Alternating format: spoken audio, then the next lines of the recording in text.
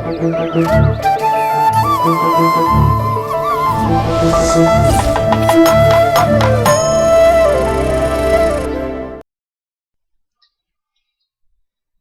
திண்ணைய காலி பண்ணிய பின்பு பெரும் கூட்டம் ஏறி கொண்டது அங்கே. அதுல பாதிக்கு மேல புளியாங்கோட்டை தான். தப்பி தவறி 1-2 முந்திரி கோட்டைகளும் அந்த திண்ணையில ஒதுங்கியது தமிழனின் பூர்வ ஜென்ம புண்ணியம். சூரி, சந்தானம் என்று சிலர் மட்டுமே வடிவேலுவின் இடத்தை நிரப்பி, கவலைப்படாதே ராசாங்களா, நாங்க இருக்கோம் என்று மகாரசிகன் ஒவ்வொருவரையும் ஆறுதல் படுத்தினார்கள்.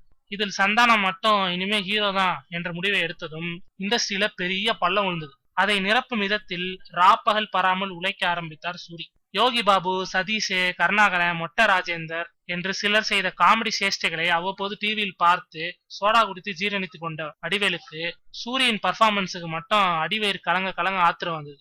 ஏன் ஏன் ஏன் அப்படின்னு கேட்டீங்கன்னா, சூரியன் சேஷ்டைகள் அப்படியே வடிவேலை ஒத்திருந்ததுதான். இதெல்லாம் பழங்கதை தான். இப்போது என்ன புதுசு அப்படின்னு கேட்டீங்கன்னா, விஷால் நடிப்பில் சூராஜ் இயக்கிய கத்தி சண்டை படத்துல வடிவேலும் சூரியுமே நடிக்கிறாங்க.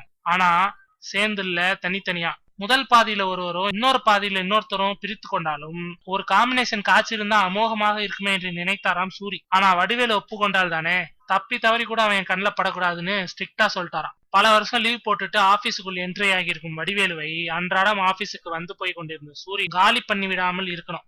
அதுதான் இப்போதைய பரபரப்பு.